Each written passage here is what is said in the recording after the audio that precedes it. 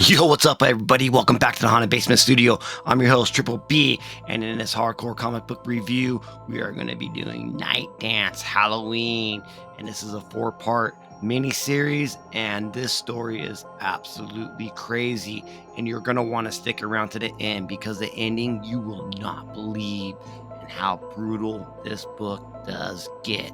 Our main character, Lisa, is traumatized by the dark. Something happened in her past where she is now terrified of the dark, so she sleeps with the light on and she does not go outside at night. And every morning she is so grateful to see the morning light show up and comfort her, even though she sleeps with the light on.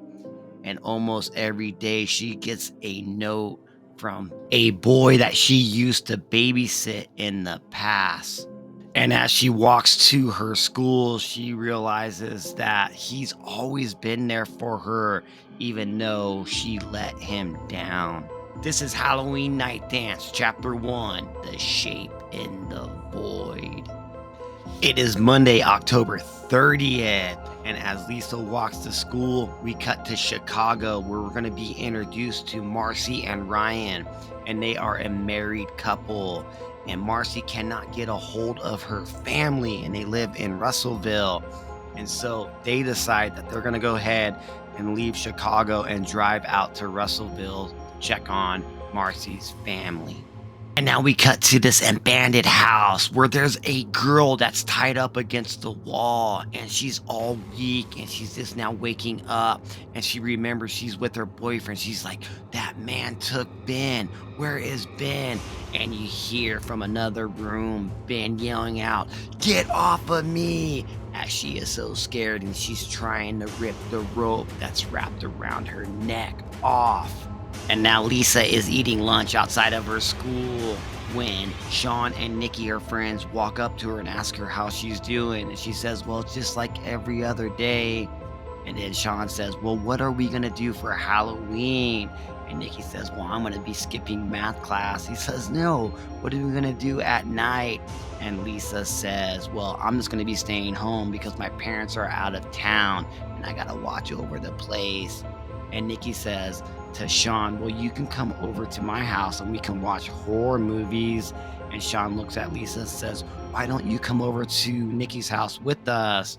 As Lisa's pulling out the letter that she got earlier from the boy that she used to babysit, Daniel. And they're like, what is that? She's like, it's a boy I used to babysit. He sends me letters where they're mostly drawings that his mom drops off to me. And then when they get to the last drawing, it looks like she is drawn naked with blood covering her boobs and her bottom part. And now we cut back to the abandoned house where the girl was tied up with the rope, but she was able to free herself. And now she is crawling on all fours. She's thinking, I don't hear Ben no more. I don't hear my boyfriend no more. Maybe he got away, but he wouldn't just leave me here. And then she thinks, oh my God, maybe he's dead. That monster must have killed him. And as she goes around the corner, she looks up and she sees a shape sitting in a chair with a fire burning. And as she looks up, she sees her dead boyfriend with a bone jammed through his throat, and his dead body is burning up with the fire. And now Marcy and her husband are driving in the rain, and it is at night.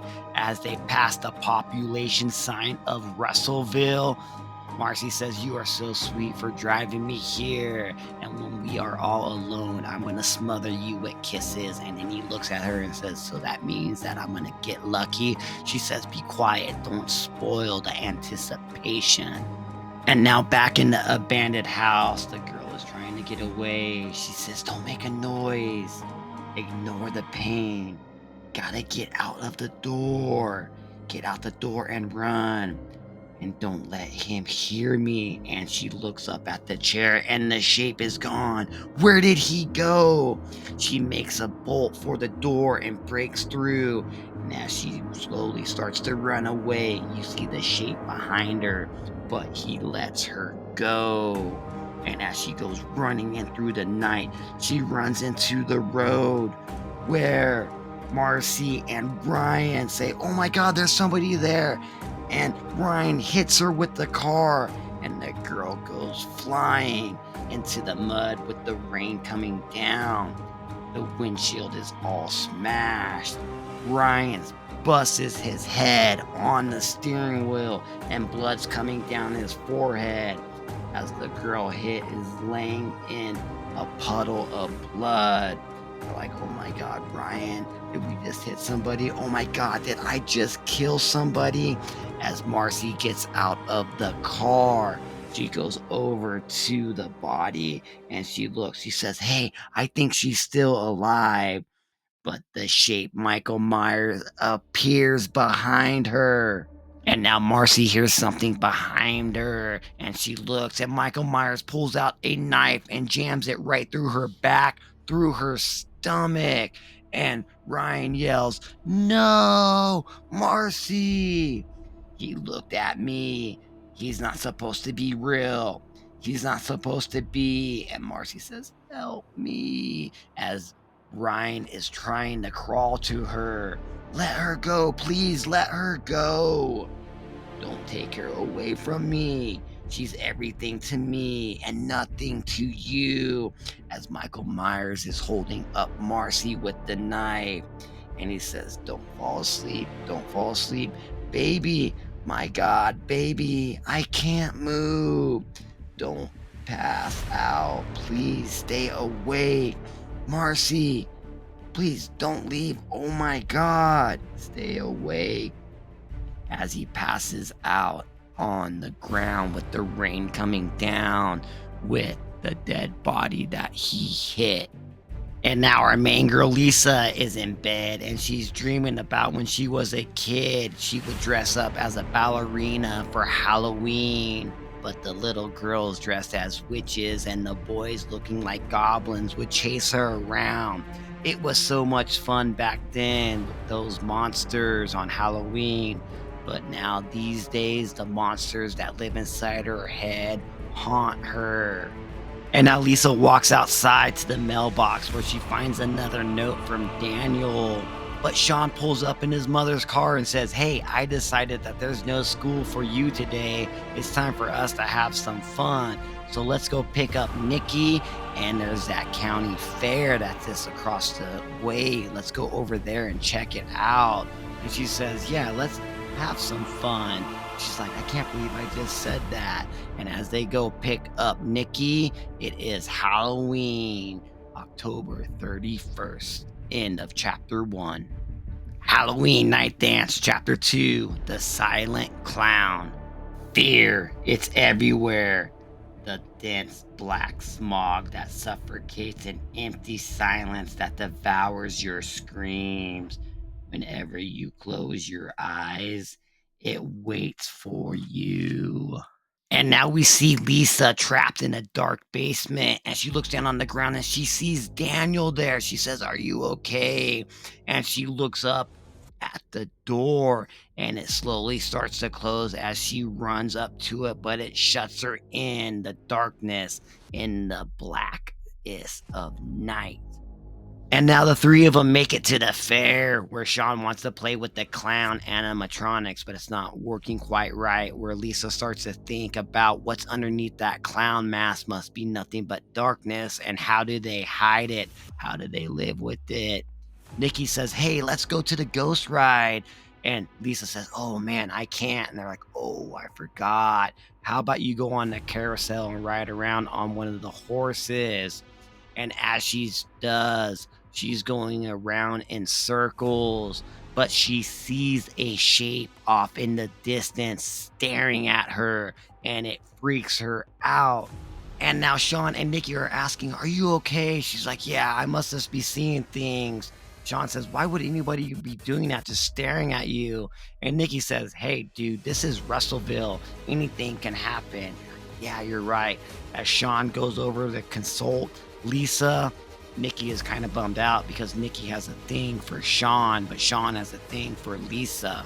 And now we see Ryan holding the dead body that may still be alive to the hospital, and he's thinking to himself, Why did you run out in front of me? If it was only a few moments before or after, we wouldn't have hit you. And where did that shape take Marcy? Where were you at? Where were you running from? I need to know this. As he lays her on the ground and she looks dead. And now we're going to cut back in time where we see Ben and his girlfriend walk up to this abandoned house. And he says, man, back in the 60s, some guy went crazy and killed his family with a hacksaw. And it has been abandoned ever since. But the place is pretty wrecked. And the girl looks at him and says, well, let's go check it out. He says this would be a great venue for a Halloween party where you can be as loud as you want and nobody can hear you scream. And then she grabs his hand and says, let's go make a safety check on it and maybe we can go screw inside there. But as they walk into the abandoned house, it's full of cobwebs and rodents. Are like, ew, this place is gross and creepy. As they walk over to one of the bedroom door, they say, hey, let's see what's behind door number 1. As they open it up, there is a shape standing in the darkness, and it is Michael Myers. And she says, oh my God, Ben, there's somebody in here. And now we cut back to the hospital scene with her dead body lying on the ground, where Ryan is saying, please tell me where you went. What happened to my wife? Where did you go? And now we go back to the fair where Nikki is bobbing for apples, and she says, I've never done anything so gross. And Sean is telling Lisa, are you going to open up your mail? She says, yes, I'm going to. And as she pulls it out, there's an old photograph in there. And they say, that looks old. And it is a picture of Judith Myers. They're like, what is this? It's like, I don't know. And then you see the shape in the house of mirrors looking at them. As he turns around and looks at the mirrors, he sees himself as young Michael Myers wearing a clown outfit. And as Lisa looks at the next picture, it's a drawing of a pumpkin eating her as she is naked. And Sean says that Judith picture looks just like you. And now as they look at the last drawing, it is a drawing of Lisa spread eagle with blood all over her. Michael Myers is seeing her through the house of mirrors. He gets so mad and evil that he smashes the glass that's right by her. And as they leave, because Nikki has to get home before her parents know that she skipped school. And now we cut to the hospital where Ryan is in his hospital bed and he hears some talking outside of his door. And it is the young sheriff. As Ryan tells him everything that happens, the sheriff just stays silent. He doesn't understand why he's not starting a search for his wife. He just keeps asking the same stupid questions until Ryan mentions Michael Myers. And then the sheriff looks at him and says, don't say that name. Everybody in Illinois is afraid of that name. The sheriff looks at Ryan and says, Michael Myers is dead. And even if he wasn't, he wouldn't be around here. And Sean starts to think to himself about the murderous spree that happened when Michael Myers was just 6 years old and killed his sister Judith. And then exactly 15 years later, he came back home and had a slaughter fest. He is the Midwest boogeyman, and the sheriff just walks out of the hospital door. And now as Ryan thinks to himself, they told everyone that he was dead, but they never caught him, never found his body. As children, we believed that he wouldn't die. There was always whispers that became screams when summer fell into fall. And now he's out there with my Marcy, and it is Halloween again. Ryan now realizes that he's the only one that can find his wife Marcy. As he breaks through the hospital window, the sheriff is in the lobby and he goes out into the night on Halloween night. And now we go to Nikki's house where she is carving up a pumpkin and the door knocks and she's thinking to herself, why doesn't guys like me? Am I ugly? Maybe I talk too much. Do I bug them? And as she opens up the door, Michael Myers is there and he grabs her and he pulls her right up to his face and she is looking into the darkest eyes, the devil's eyes. And she says, why is this happening to me? I don't want to die. What have I done? Everything is so quiet. I can't feel anything. Am I dead? I don't want to be dead.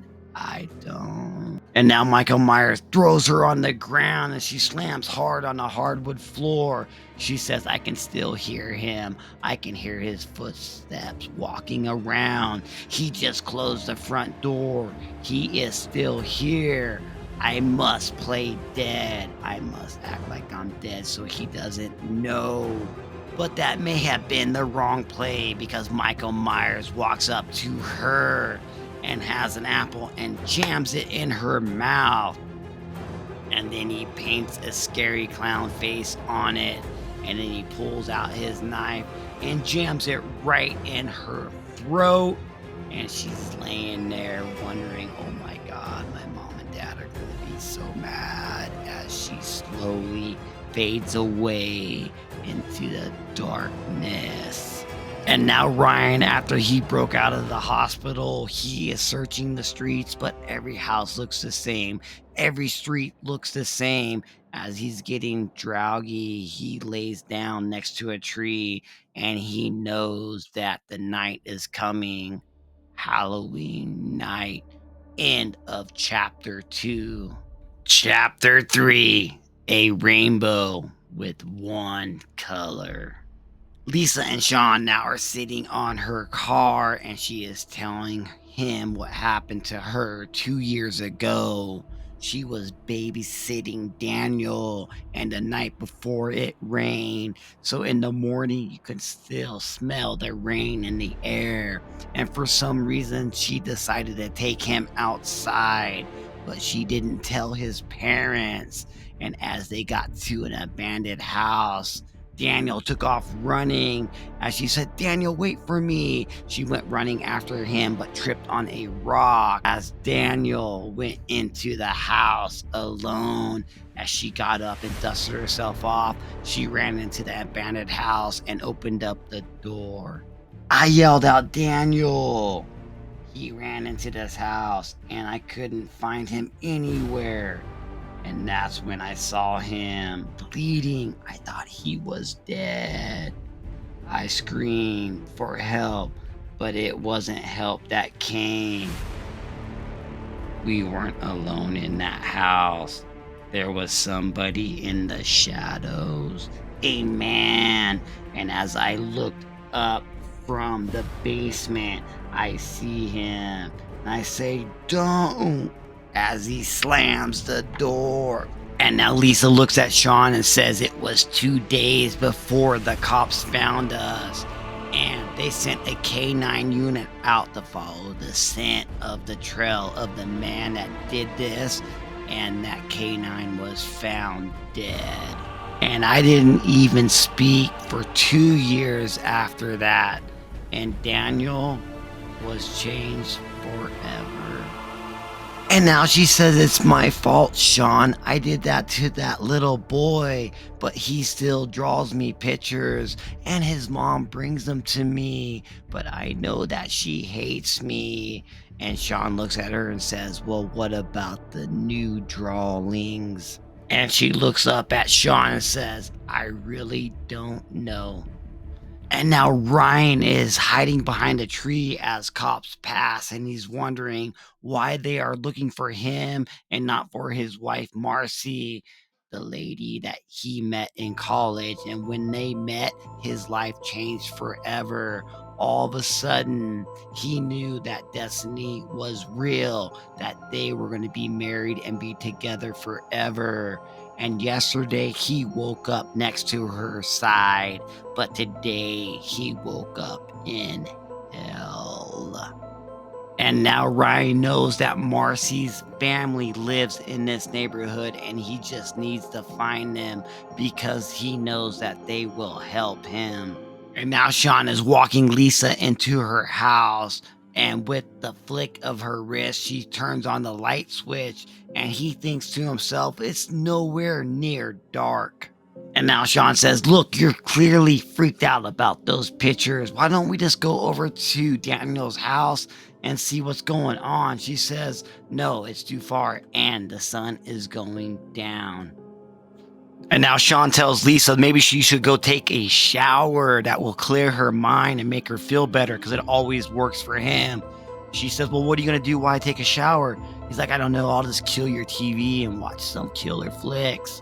She says, why don't you call Nikki? You probably haven't noticed that she has a crush on you. Sean's like, a crush? And Lisa says, yeah, man, she has a crush on you. She's been giving you the puppy dog eye looks for weeks now, and you haven't even noticed. And he's like, oh my God, I'm going to call her with a fine girl. No, a gorgeous girl like Nikki. What was I missing out on? Oh my God, I better give her a call. And he picks up the phone and he calls her, but she doesn't answer. And he's like, I wonder where she's at. And then while he's on the phone trying to get a hold of her, you see Michael Myers in the kitchen looking at him. And now we go back to the hospital where the deputy says he's done his homework and he's checked on Ryan's work and he's missed the last week, but he said he just got here last night. And the sheriff says, I wonder if he's just trying to cover up some domestic violence. I really hope that's the case, because I do not want the alternative Michael Myers returning here to Russellville. And the nurse says, well, why don't you go look for him yourself? Are you scared? And right then and there, they're saying, she's waking up. The girl that Ryan brought to the hospital that he hit in the car. And now Lisa is in the shower and she's thinking about how it never makes her feel better telling people what happened to her. She just kind of puts on a smile like a clown does, and she wonders, how does these clowns do it? And then we go downstairs where Sean looks behind him because the phone line goes dead, and he looks in the kitchen and he sees that the door is shut, but it looks like there's some muddy footprints walking into the house. He's like, oh shit, Lisa. And then we cut back upstairs to Lisa where she's in the shower, and Michael Myers is there, and he throws a dead cat over into the shower. She's like, ah! And she opens up the shower curtain, and she sees Michael Myers standing there as he turns off the light, and she screams. And then he turns it back on. She's like, who are you? I met this 6-year-old child with a blank, pale, emotionless face, with the darkest eyes, the devil's eyes. And now Lisa's at the top of the stairs, looking in the eyes of Michael Myers as Sean runs up the stairs. He says, get away from her. But Michael Myers turns around and grabs Sean by the throat and picks him up and then throws him down the stairs. As he goes tumbling down the stairs, Lisa's like, leave him alone. Michael Myers turns around and walks down the stairs, but to our surprise, he walks right past Sean and goes outside. Lisa yells, call the cops, and Sean says, he cut the lines. Don't worry, Lisa, I will protect you. I will go get him. And as he runs outside after Michael Myers, Lisa's standing at the top of the stairs naked, saying, oh my God. And now Lisa runs to her bedroom. She's naked, and on the wall are all of the drawings that Daniel has sent her, but there is blood smeared all over them. As we go outside, Sean is chasing down Michael Myers, the shape. Now Sean is outside running, and he says, I won't let him get away, Lisa. I'll stop him, and you'll never have to be afraid again. As Lisa is getting dressed, she says, oh, Sean, please come back. And then now you see Michael Myers is standing there, and Sean's wondering, is he just waiting for me? Lisa says, I don't know what to do, where to go. And Michael Myers is looking at Sean, and Sean says, should I call the police? Or maybe he'll get away and he'll come back and haunt Lisa again. As Lisa grabs the knife, she says, oh my God, the drawings of Daniel. Maybe he's after Daniel. Now, as Lisa runs outside looking for Sean, she's like, where did he go? I need to find him and bring him home. And she looks around. She can't find him. She's like, I need to go to Daniel's house and make sure he's okay. As she runs to Daniel's house, she's like, oh my God, please be home. And right before she gets to the front door, Ryan steps out and says, what are you doing here? This is my wife's, Marcy's, family's house. And what are you doing with that knife? She says, there was a man and he killed my cat. And Sean went after him and now I can't find him. So I think this man looked up me and Daniel. And Ryan says, Daniel, my wife's little brother, how do you know him? And what's this? And she holds out a picture and he looks at it and he says, oh my God, this is Judith Myers. That murdering bastard is here too. Oh my God. And he goes and reaches to the front doorknob as he goes and tries to open it up. But there's razor blades all on it and his hand gets all cut up. And he's like, oh my God, razor blades. And now Sean makes his way to the graveyard where the adrenaline is now wearing off. So he's starting to feel scared. And all he can think about is how he wanted to grow up to protect people like Lisa. But now he needs somebody to protect him. As he comes upon a freshly digged grave, he looks down in it, and to his surprise, he sees Nikki down there. She is dead with that apple in her mouth. And slowly a shape walks up behind him with a shovel and hits him across the back of his head. He falls on the ground. He says, what are you doing? Why don't you just leave us alone? We're just kids. As Michael Myers stands over him with the shovel and brings it down on his head, and a pool of blood forms underneath him with Nikki's dead body in the grave. End of chapter 3. The final chapter of Halloween Night Dance, when the stars come crashing down. Somewhere inside you, you remember the little girl. You remember when running was fun. There was nothing to be afraid of. No demons over your shoulder. You didn't realize what lies ahead. Something that was waiting patiently for you. Suddenly there was no forever, no laughter, no sunshine. No happy endings, just the void, a horrible silence, a force of nature, the nightmare that swallowed your dreams. Suddenly you saw the truth. All the little children died someday. As they walk into the room, what is that stench? And they're like, oh no. Oh, Jesus, no. And they turn on the light and the family is sitting there dead on the couch. Lisa says, oh my God, this can't be happening. Ryan now thinks back to when his wife says, there's something wrong. I haven't heard from my family in over a week. And now Lisa says, oh my God, it's Daniel. And Daniel and his mom and dad are dead on the couch with the horrible smell coming from the living room. Ryan now grabs Lisa's wrist and says, I need your help. I need you to help me find my wife. She says, my friend Sean was chasing him. And Ryan says, chasing who?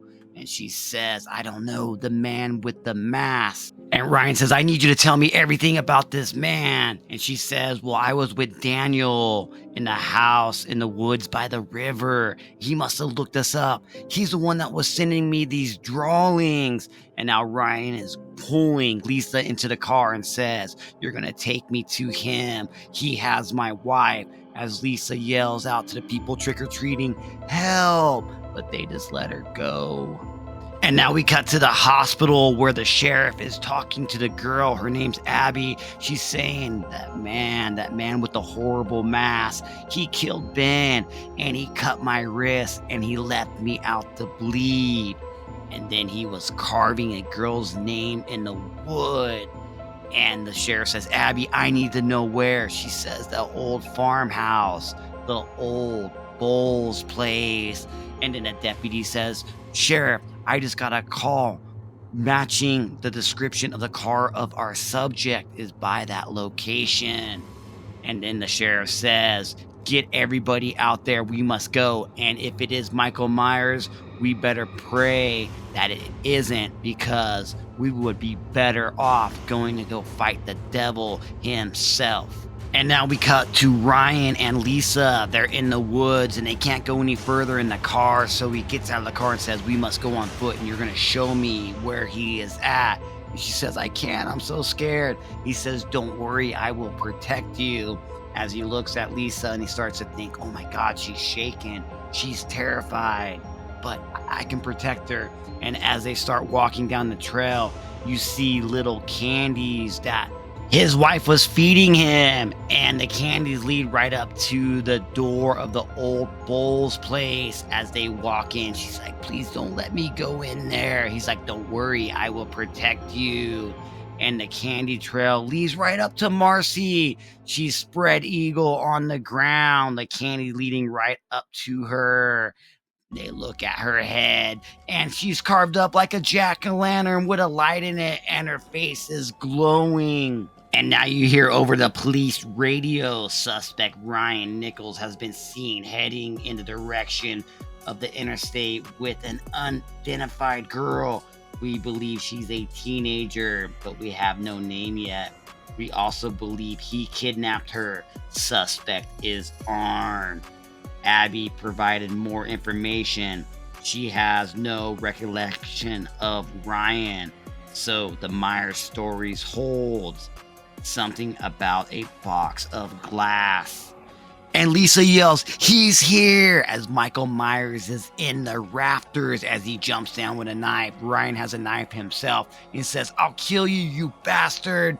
and swings the knife at Michael, but Michael dodges it and slices Ryan right across his face as he falls back next to his dead wife with a glowing skull. Lisa runs into a room where Michael Myers walks to that door and locks it, and she realizes she's locked in. She's like, "Let me out." He walks back over to Ryan with the 2x4 and smashes it across his head, and then grabs his knife and cuts Ryan's tongue off. And then he puts a Michael Myers mask over Ryan's head. And now Lisa breaks out of the room and she heads to that trap door that she and Daniel was locked in so long ago. And now Ryan is struggling, walking through the hallway. He makes it to the front door as the police arrive, and they say, "Remember who we are dealing with." "Oh, there he is," as Ryan walks outside on the front porch with the Michael Myers mask on, and they start blasting him. Bam, bam, bam, and Ryan falls down dead. And now in the trap door, Lisa is just thinking about all the darkness around her and how there are stars shining bright in the sky with a white face slowly appearing behind her. It is Michael Myers. It's Wednesday, November 1st. Darkness appears. You hear, "Where am I? Oh my God, where am I? Mom, Dad, Sean, where am I? I'm so cold. Somebody help me, please. Somebody help me." Lisa is in a coffin and she's buried 6 feet underground as she's scratching at the coffin and ripping off her fingernails. You go above the ground and there's a headstone there that says Judith Myers. End of Halloween Night Dance. Man, holy crap, dude. That was the most crazy freaking comic book I think I've ever read. Michael Myers wins at the end, dude. He did the old switcheroo, man, and cut out the dude's tongue. They killed him. The police are just going to think Ryan did all this. The girl's absolutely missing. Lisa's missing. She's 6 feet underground in a coffin where she's going to suffocate and die in a coffin.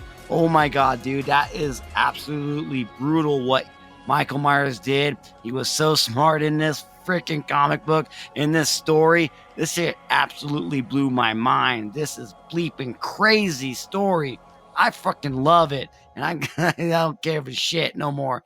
Oh my God, dude. This is a freaking 10 out of 10. Easy. One of the best horror comic books that I've read in a long time, because I did not think Michael Myers was going to win at the end. I didn't think our final girl, Lisa, was going to die at the end. She ends up in a coffin underground. Oh my God. Only because she looked like his sister, Judith Myers. Oh my God. Hella awesome story, dude. I'm so jacked, dude. Halloween is tomorrow night. I hope you guys go out trick-or-treating. I hope you guys have some good fun. Tell me all what you think about this story right here. You know, oh my God, it was amazing, dude. So thank you all for joining me, Triple B, Brent Bromberg, in the Haunted Basement Studio. And if you like this video, hit the like button. Don't just hit it. Stab it like Michael Myers would do. And if you haven't subscribed to the channel, consider hitting that subscribe button also, because I put out content every single week. Man, happy Halloween, mother bleepers.